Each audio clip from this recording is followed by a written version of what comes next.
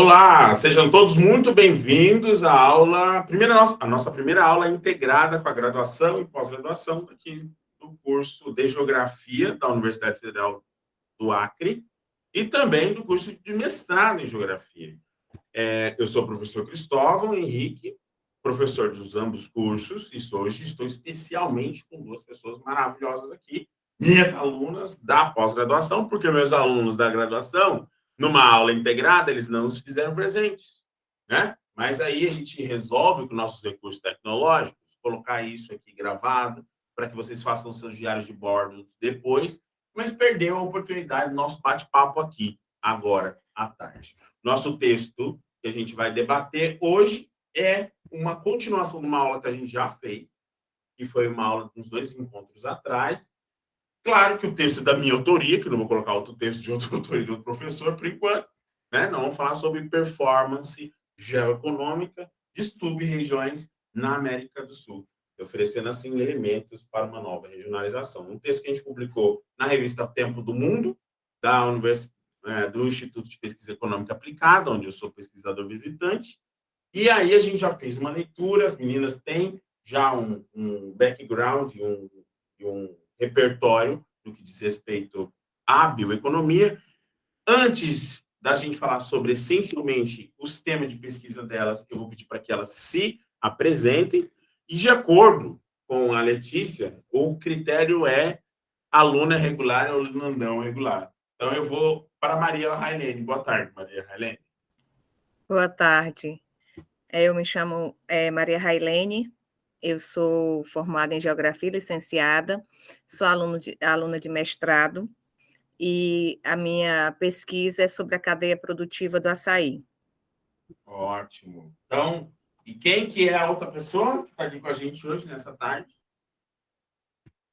Boa tarde, meu nome é Letícia Medeiros, sou arquiteta e urbanista, mestra em Ciências Ambientais pela Unesp.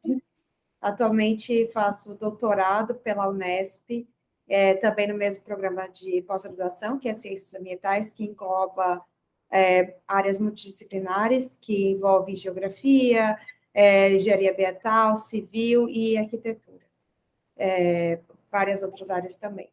E por isso estou como aluna especial do curso de pós-graduação em mestrado em Geografia, na UFAC, por ser docente da UFAC e ter que estar aqui durante 2 anos. Então, estou como aluna especial nessa disciplina, que é de geoeconomia, né, integração aqui no Acre.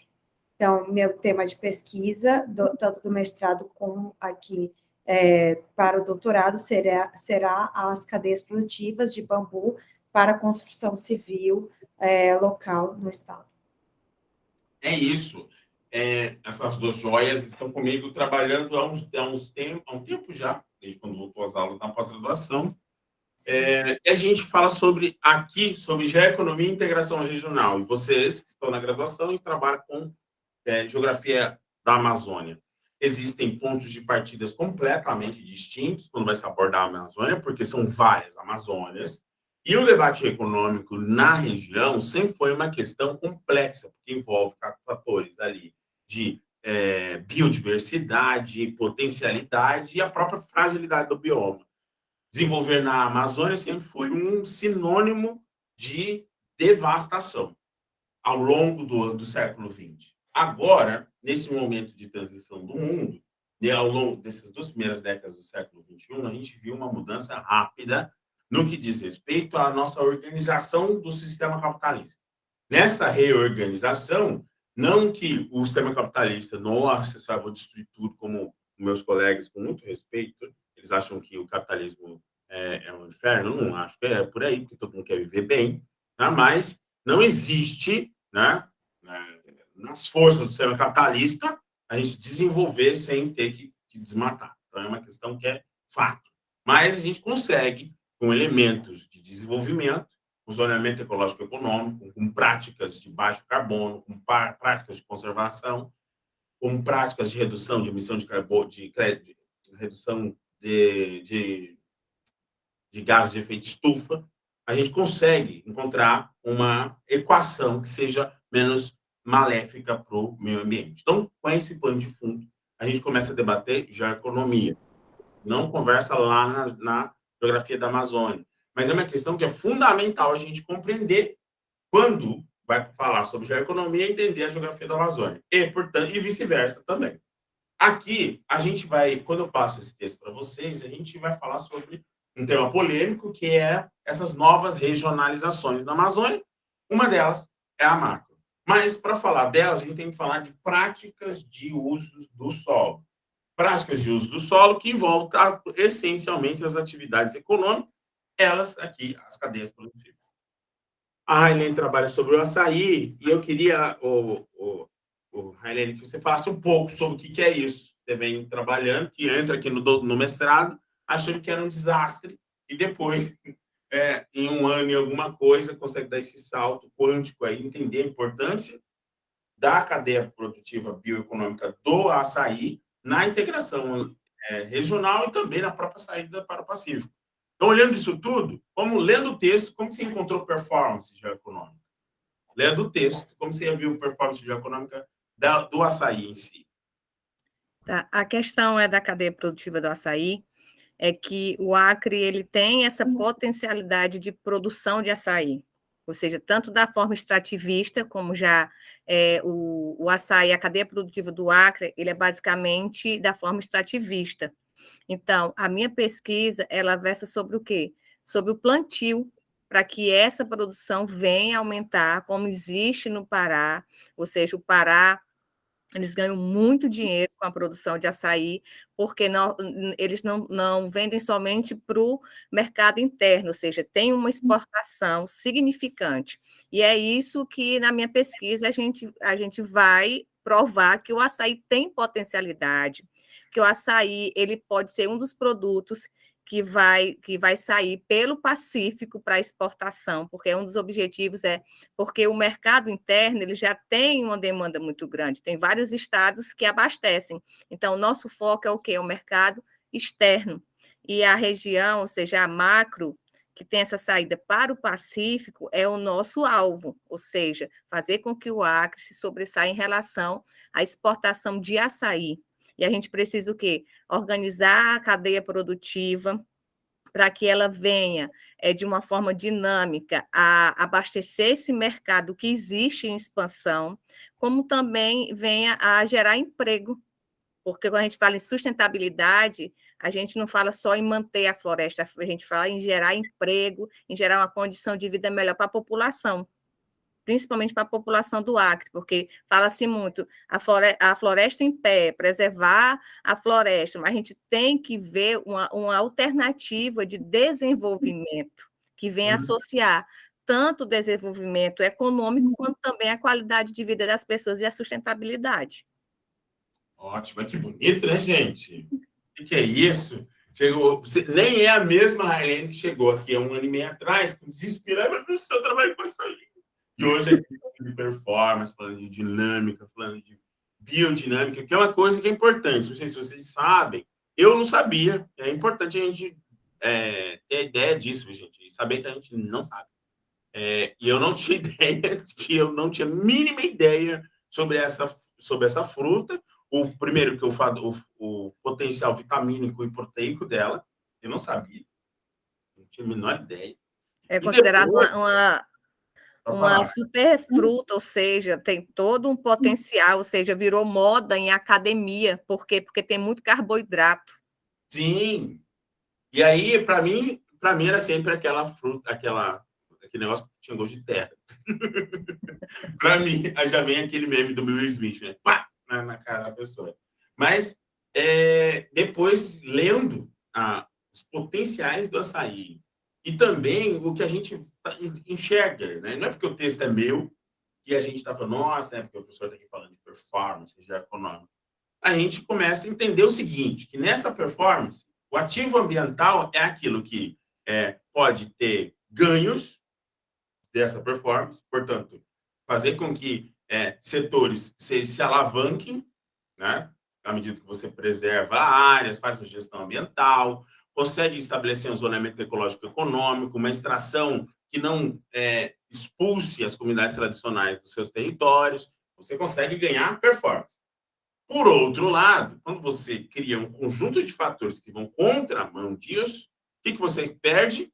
Você vai perdendo a performance. Você vai fazendo com que você não tenha os ganhos de produtividade, você não consiga estocar crédito de carbono, uma questão que a gente vai falar na geografia da Amazônia.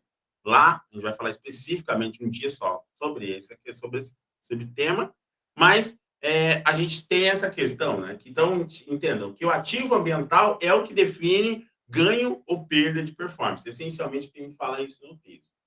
E aí, para falar sobre esse ganho e perda, eu vou passar para a Letícia, que tem um trabalho excepcional. Eu não sei, essa menina caiu aqui nessas aulas remotas, e foi uma das pessoas que mais me surpreendeu nesse estudos aqui que eu tenho feito em 2022, por conta do que ela chama de ecoeficiência.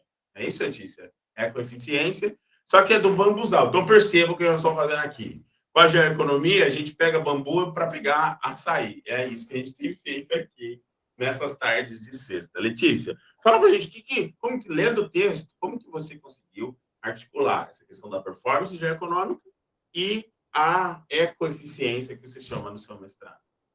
Então, primeiro, vou conceituar, né, o que eu falo, né, de ecoeficiência. E como foi a minha pesquisa de mestrado, porque foi feita uma parte de impactos ambientais, né, então foi feita uma pesquisa, coleta de dados, com relação ao setor da construção civil no Acre, né, mais precisamente em Rio Branco. Então, como a minha área de foco, né, de estudo, é a parte da construção civil, pela minha formação de arquiteta. E aí foi feito com base na habitação social. E aí, com relação aos materiais convencionais da construção civil, que ele vem prioritariamente da região sudeste, e em comparação com um material que é renovável, que é o bambu, e que tem abundância na nossa região, que é a região do Acre, especificamente. Não vou colocar a região norte, porque ela é especificamente do Acre, né? Então, Acre que pega a região do Peru também. Então, ela está bem ligada à região da Amaco, como eu li no texto. Então, já fazendo o link com o texto.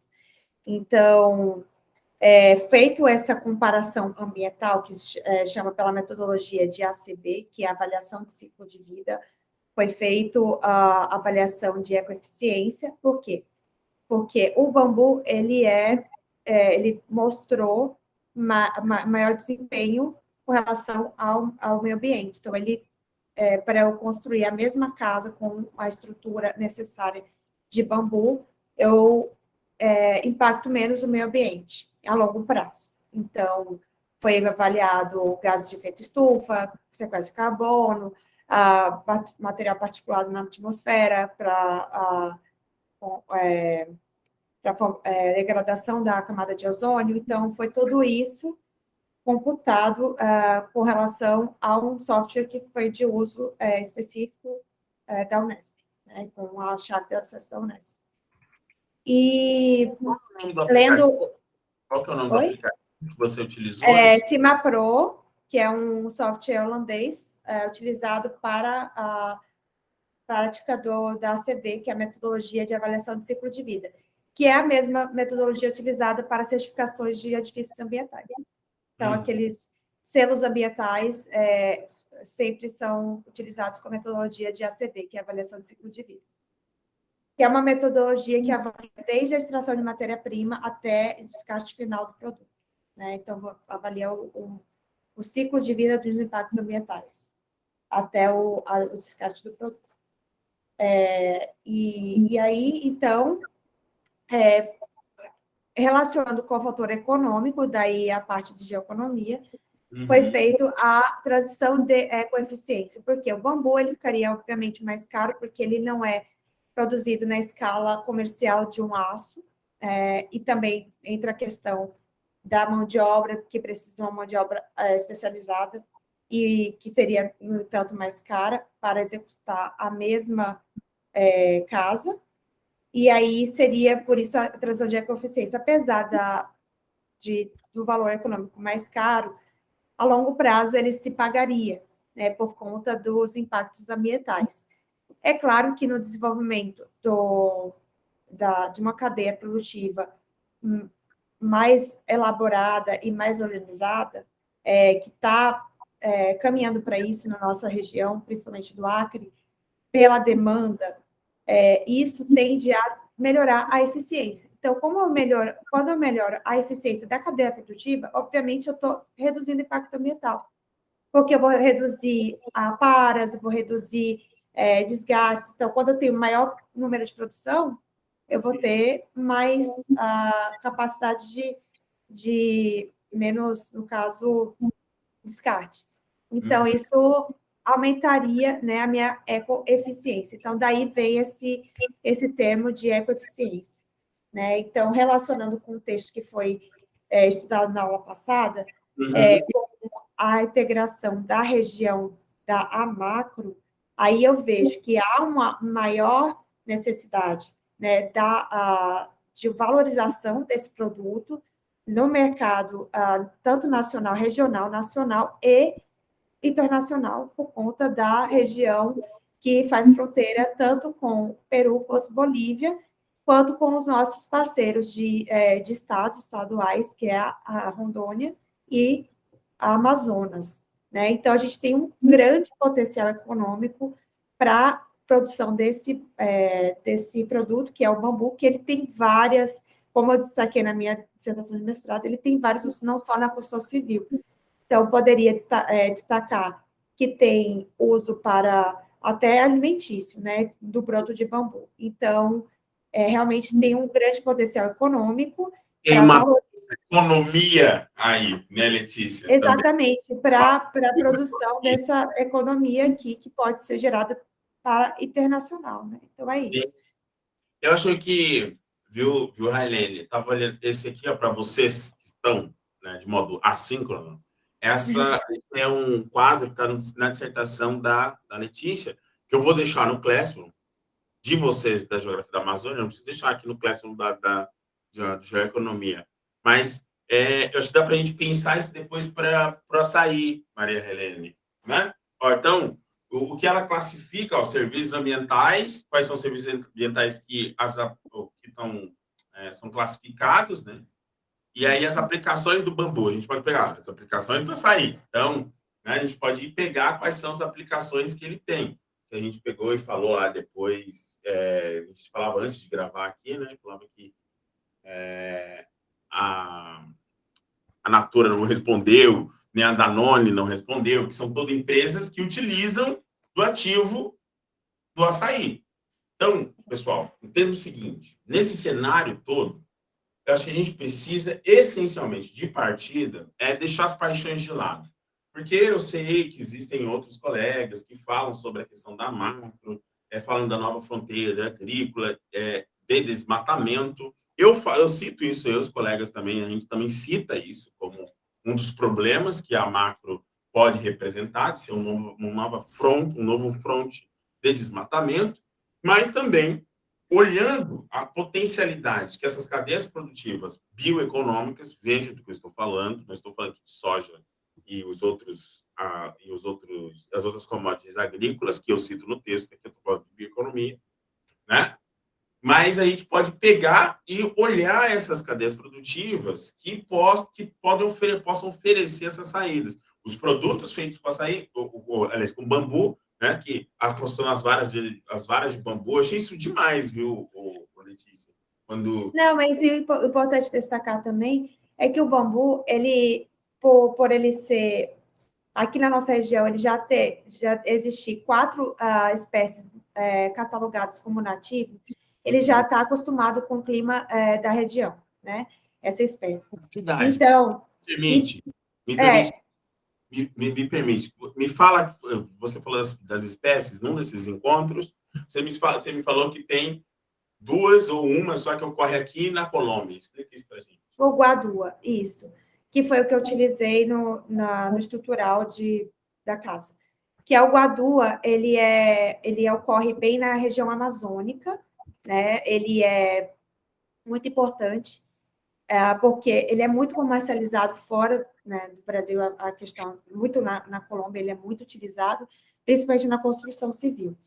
E, como eu estava falando, a parte de reflorestamento, que entra na questão de desmatamento, ele é um grande potencial para áreas degradadas. Então, já áreas degradadas, você pode utilizar a parte de bioeconomia, biofloresta, né, com bambu, porque quando você já planta comercialmente o bambu, ele tem uma rapidez de crescimento e produção de varas enorme.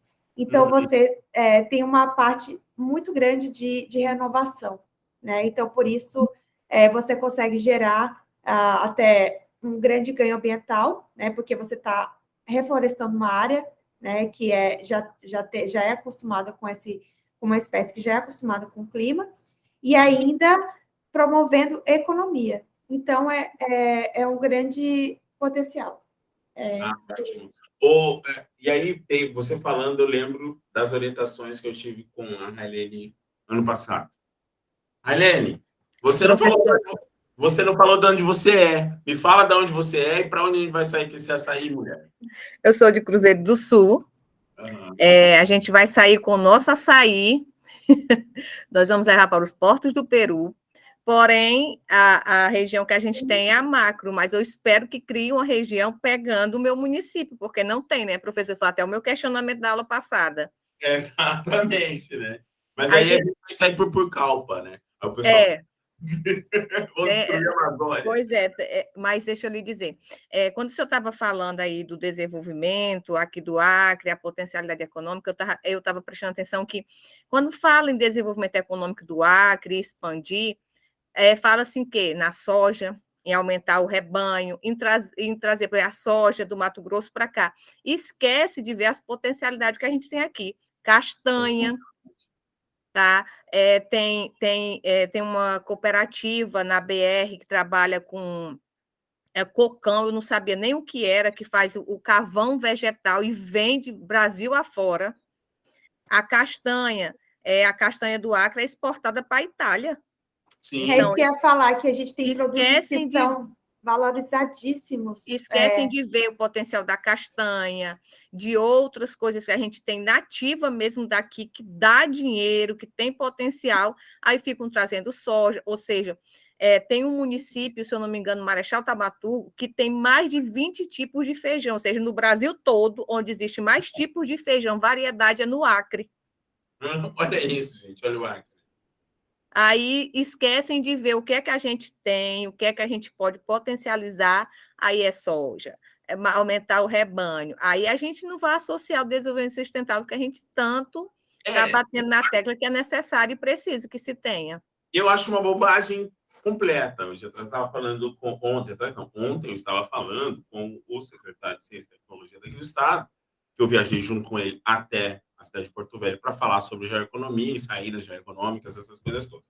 E essa palestra, inclusive, aqui que eu comecei a passar para vocês. Mas, essencialmente, eu falava assim, olha, existe muita bobagem falando em torno desse boi verde. Boi verde, gente, é pasto. Está derrubando a floresta. É isso, sabe? Não tem nada, porque o boi daqui é o boi criado solto. Isso é pecuária extensível, isso é velho no Brasil já. Entendeu? Ou em regiões que são mais densas populacionalmente, a gente já tem condomínios de pecuária em que o boi é confinado, entendeu? Então não tem mais essa bobagem. Dá ração para esses bichos e mantém a floresta em pé, que os serviços E do ambientais caroço do açaí faz ração para o boi, tá? e que os serviços ambientais são muito melhores. Então, olha aqui, atividade já para você. Isso aqui é para o capítulo 2, viu, o Railene? Eu já anotei. Né? Eu vou até pegar aqui, Anotei. ó. Pegar aqui onde eu estava. Aqui era onde estava enquanto ela estava falando, eu fui lá pegar o texto dela. Meu Deus do céu, me perdi aqui. Aqui eu vou te mandar. Ó. E aí eu vou deixar para vocês todos que estão assincronamente. Vou deixar isso no trabalho para vocês pegarem depois o trabalho, para vocês pegarem o trabalho da Letícia, um mestrado em ciências ambientais. Então, e até para fazer sentido na cabeça da gente, que é geógrafo, que fica esse papinho de pipipi, popopó, desigual, combinado, essa conversa de 1970, e começar a entender o que a gente tem de desafio no que tange ao próprio desenvolvimento do século XXI. Né? Não adianta a gente pensar que, para a gente combater desmatamento, o agronegócio que existe, é um fato no Brasil, sobretudo sobre a gestão que a gente vive hoje no governo federal, a gente achar que a gente vai combater com as práticas, pegar ali, vamos deixar a terra para o indígena. Tá, entrega a terra para ele e não vai dar assistência técnica, não vai dar assistência social. E aí, o que vai acontecer? Daqui a pouco vai ter problemas, porque o agronegócio, as velhas estruturas estão aí, vai fazer com que esse pequeno, esse povo originário, esse povo autóctone, seja subjugado novamente, ele cai na mão desses caras, vai vender a terra. Então, o que a gente precisa? Criar o repertório, que é isso que eu já falei para vocês. Vocês, quando eu falo aqui, viu, gente? Não é para vocês duas, tá? É para vocês dar a graduação. Eu já falei para vocês, criar repertório no que diz respeito à geografia. Se a gente continuar com esse pipipi popopó, eu estou chamando aqui essa conversinha para boi dormir, como diria no Mato Grosso do Sul, né? Essa enrolação, injeção de linguiça. Porque o sistema capitalista é desigual e combinado. Porque nós temos...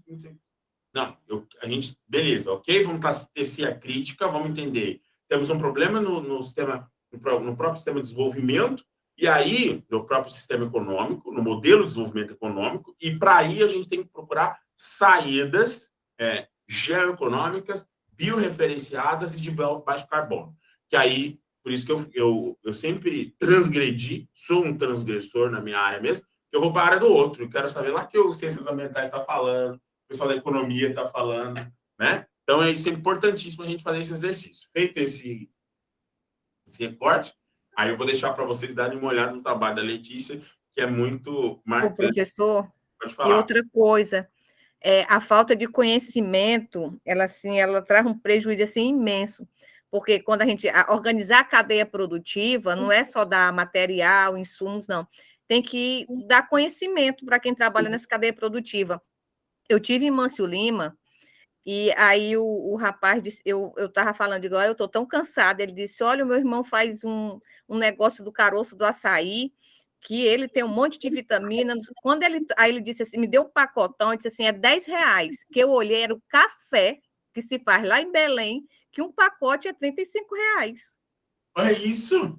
Aí eu disse, como é que tu faz isso? Ele disse, eu pego o caroço e torno, é o café. Ele, o coitado, nem sabia, ele disse que coloca ele na água e bebe, que ele é muito bom, tem muita vitamina. Então, ou seja, aqui se produz o café que lá no Pará eles estão noticiando o que tem e eles sequer sabem que é café.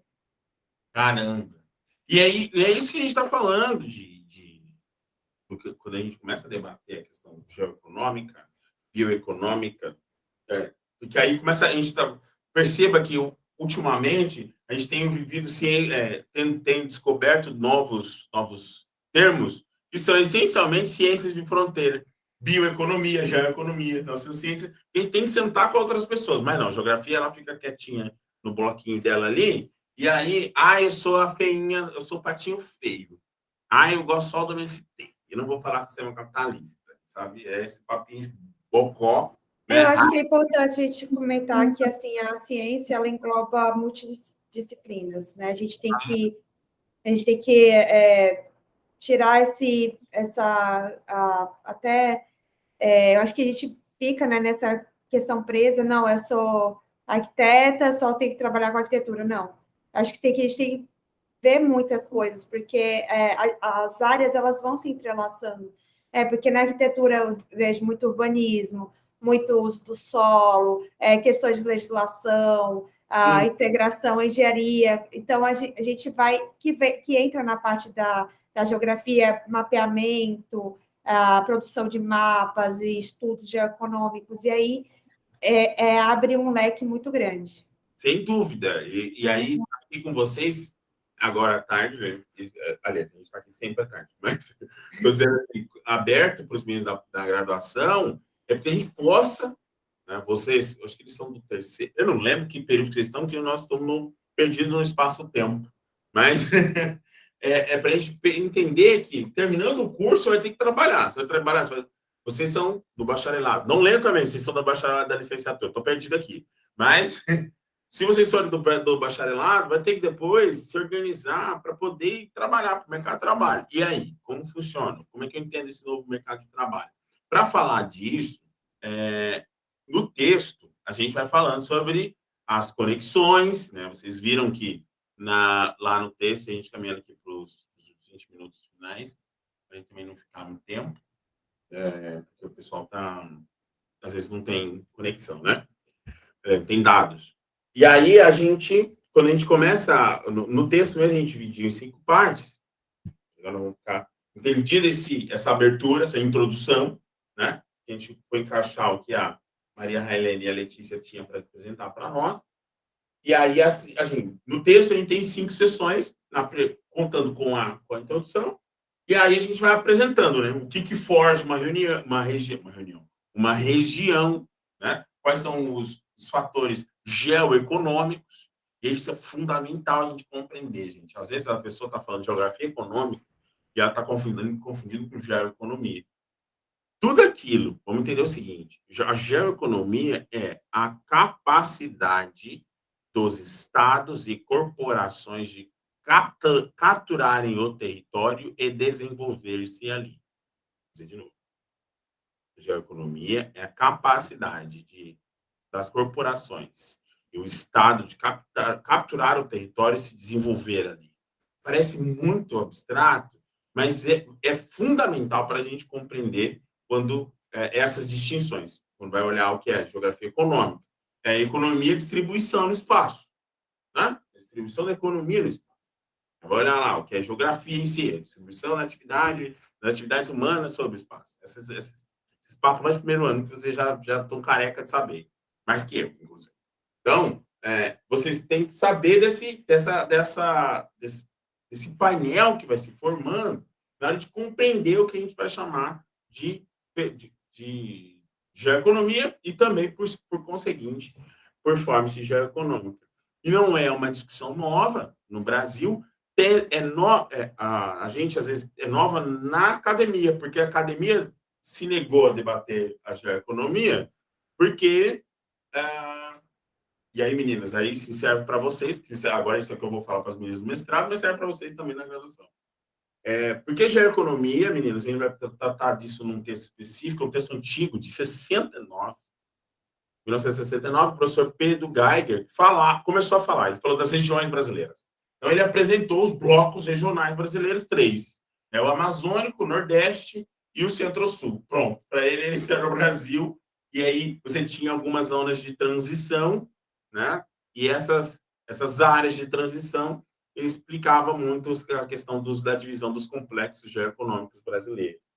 A partir daí, a gente vai entender como ele vai mudar. Isso é um debate que a gente vai fazer no próximo encontro, nos próximos encontros, sobre como isso é construído, do ponto de vista metodológico mesmo, né? O que ele foi reunindo e quais informações que ele colocou no recorte regional dele para ele falar, olha, isso aqui é uma região X. No texto, o que a gente estabelece como essa região nova, né? A gente estabelece uma região que tem uma vocação agrícola. E sim, está numa área de pressão de desmatamento e avanço do antropismo. Entenda. Isso é fato. Né? Isso é fato. Então, uma das maiores áreas que vocês pegarem todos os levantamentos, no mapa biomas, pegar os materiais que estão do Greenpeace, do SOS Amazônia, eles são enfáticos. A gente não tem que deixar de ser negacionista. Às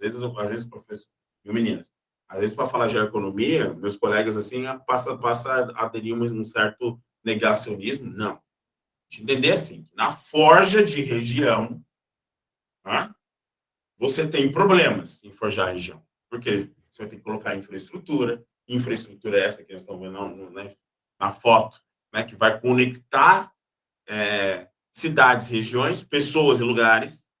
Né? Isso é tido no mundo, desde que o mundo é mundo, né, gente? Desde os romanos, a gente está fazendo o quê? Estrada, cidade. Estrada, cidade. Desde os romanos. Né, gente? Se a gente for pegar dos egípcios, então, é a mesma coisa. A gente está fazendo o quê?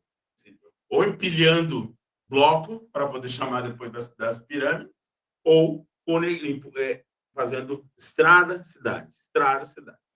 E aí, nesse ponto, a infraestrutura é fundamental, decisiva e também um fator que pressiona a performance para o decréscimo. Olha isso. Então, ela ajuda você a ter performance no longo prazo, mas no curto prazo você perde, porque você mexe com o bioma, viu? Isso aqui é agora com vocês duas do mestrado. Então, entenda. A gente está falando isso. E não tem como pensar modelo de desenvolvimento sem gerar impacto. A gente sempre tenta reduzir o impacto daquela atividade econômica que a gente está pensando. Porque você desestabiliza o meio ambiente, o environment, que, como os americanos chamam, que é muito melhor do que o jeito que a gente separa, porque no Brasil a gente separa o meio e o ambiente, entendeu? Meio ambiente. Então, fica uma coisa assim, natureza lá e a gente aqui. Né? Aquele mito de jogar fora. Faça esse exercício com vocês. Você agora. Bom, nós estamos aqui no espaço virtual, o Meet, né? Tem esse negocinho aqui, eu vou pegar e vou jogar fora, agora, né? Joguei fora. Não foi para lugar nenhum. No planeta Terra, não existe essa história de jogar fora. Né? Não existe. A gente vive o mito de jogar fora. Não existe isso, gente. Tudo que a gente vai gerar, toda atividade humana, gera resíduo, que é isso que a Letícia estava falando para a gente. Gera resíduo. Como que eu reduzo o meu impacto ou resíduo da minha atividade econômica, social, cultural? Porque os colegas que advogam em torno, né, da economia verde, sei lá, né? Outras coisas aí que não vão entrar no mérito, eles sempre falam assim, não gera impacto, não sei o quê. Filho, o mínimo movimento que a gente faz não gera impacto. Né? Então, nesse exercício, a infraestrutura, você tem sempre impactos gerados. A partir daí, eu acho que é fundamental quando a gente fala assim, é saber que a saída geoeconômica, nesse contexto que a gente está vivendo, ela é para o oeste. A Railene ficou babando agora no mapa. Tá? Então, quando a gente fala assim, ó, e esse mapa ele é legal porque ele mostra assim, ó, no amarelo, você sai pelo sul. No amarelo, você sai pelo sul da África do Sul, do continente africano, passa pelo sul da Índia, né? Essa aqui é a projeção azimutal para os geógrafos que estão aqui assistindo, e não lembram ou não sabem, né? Então, essa aqui é a projeção azimutal. Então, aí você sai, passa pelo sul. Você passa. Deixa eu ver onde eu estou, gente. Sul da China. Ah, tá, achei. E aí, você vai até chegar em Pequim. Você vai concluir o óbvio que o caminho mais curto é para o oeste. Então, a nossa saída é para o oeste. E isso a gente apresenta no texto. Todas essas características que a gente está falando aqui, que as meninas nos ajudaram hoje, apresentando, falando dos trabalhos que elas estudam, aponta o seguinte: nós temos essas regiões, e o texto também estava apontando isso. Então, nós temos uma região que já foi decretada pela presidente Dilma, que é uma TOPIBA, que é um acrônimo das siglas dos estados de Maranhão, Tocantins, Piauí e Bahia. Quase não saiu. Travou aqui o cérebro, gente. Fui ler ali e travou o cérebro. E aí, que ela está encravada ali, mas ela tem uma orientação, né, minha turma? Ela tem uma orientação que ela é essencialmente orientada para sair pelo Atlântico. Por outro lado, a gente tem essa nova região essa sub-região, melhor dizendo, que pode oferecer, a gente vê que eu falo no texto, viu, gente? Não vai ficar saindo aí, o professor quer que derruba a Amazônia. Não vai ficar falando. Pode oferecer saídas de baixo carbono e a gente reconhece o problema, né? E aí ela vai o açaí da Railene, quando ela ficar milionária lá em Cruzeiro do Sul, vai sair para o Oceano Pacífico. E aí a gente tem que entender isso. As rotas existem, as estruturas estão aí. É inegável que geram impacto e a gente tem que procurar métodos, saídas sustentáveis, biorreferenciadas e que consigam contornar os impactos pelo desenvolvimento gerado. Então, e aí a gente entra parece que a gente entra num paradoxo, né? Não, mas a gente tem que manter a floresta de pé, não sei o quê, não. Tem. Ah, mas eu vou desmatar. Não, não vai desmatar, entendeu? Você vai conseguir, dá para fazer as duas coisas. A gente consegue funcionamento ecológico e econômico sério, para a gente, no caso só das linhas da minha cidade, que a gente vai analisar o do Acre, já foi revisado. Foi revisado mesmo, foi, né? Ela não sabe. Tem que olhar. Zonamento ecológico econômico do estado do Acre. Foi. Vamos olhar isso, hein? Não sei se foi revisado. Vamos olhar isso. Foi não, professor. O último é de 2010. O senhor lembra que o senhor mandou eu ler? Ah, é verdade. Eu mando as pessoas ler as coisas. Verdade. O último foi de 2010. Verdade. Então, 2010. O que aconteceu de 2010 para cá, hein? Olha, tem muita bomba, muito Covid para lá, muita gente com máscara na cara de lá para cá, né? Então,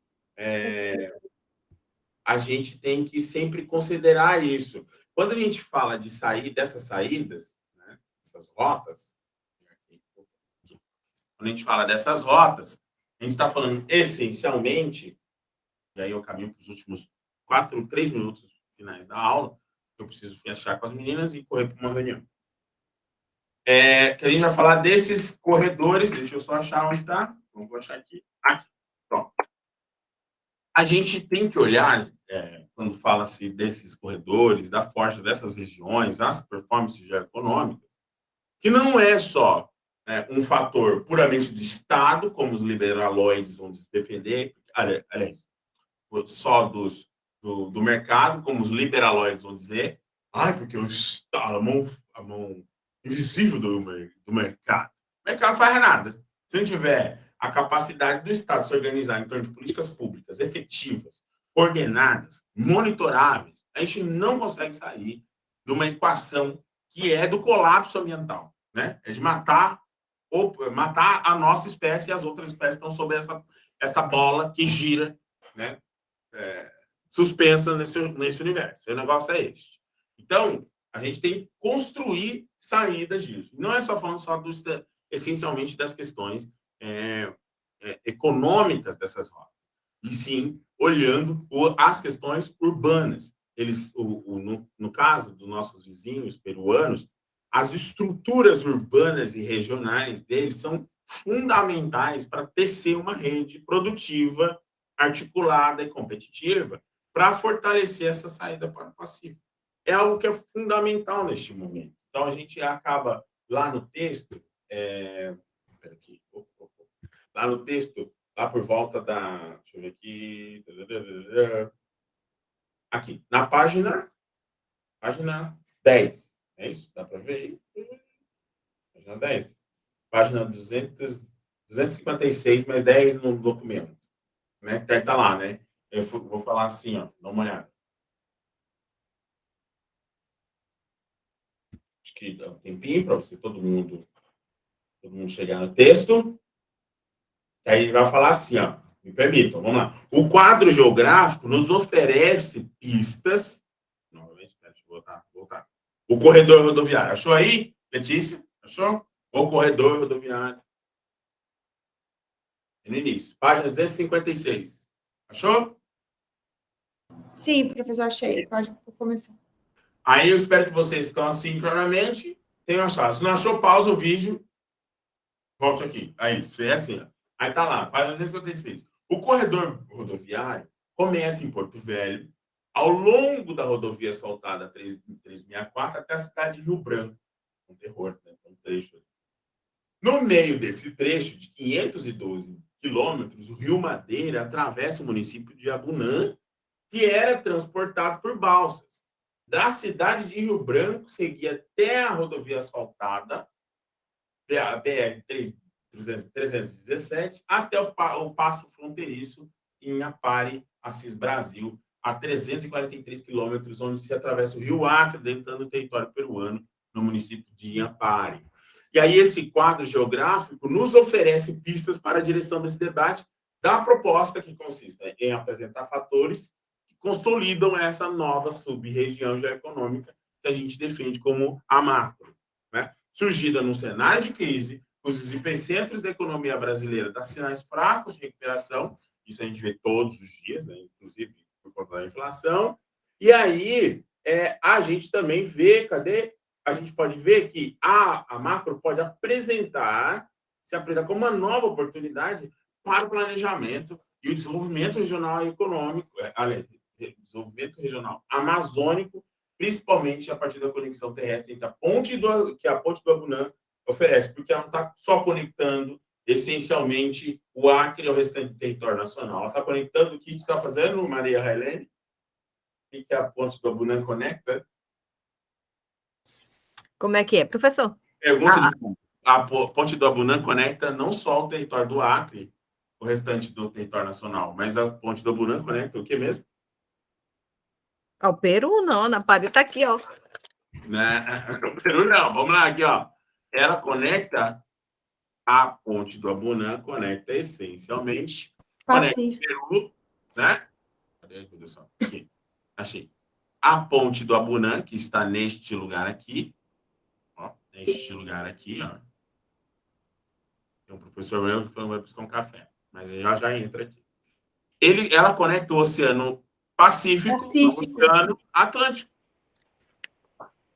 Ela não é só uma conexão terrestre, a gente tem que parar de fazer essa leitura tacanha e obsoleta sobre as estruturas produtivas como se elas fossem isoladas. A discussão sobre performance geoeconômica é entender as questões que estão associadas a um movimento amplo do sistema capitalista, que nos oferece essa nova performance geoeconômica, que pode ser uma iniciativa, é lá no texto, para que acompanhará o deslocamento dos eixos da economia brasileira e global para o Pacífico, né? Bem como a logística de grão para o arco norte do país, e que os estados têm crescido acima da média nacional, acho que é em 3,8%, como entre 2003 e 2017. Isso é um dado já antigo, tá? Então, a gente vai conseguir entender, e aí a gente vai retomar isso na próxima aula, essas comparações entre uma região e outra, né? Que aí vem o comparativo inevitável entre a região Amacro e a região Hematopiba.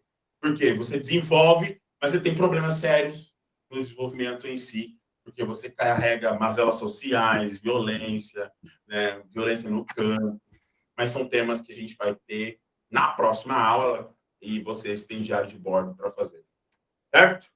É isso, minha turma. Eu volto semana que vem. A gente se encontra na próxima quarta. E vocês aqui do mestrado a gente se vê na próxima sexta-feira.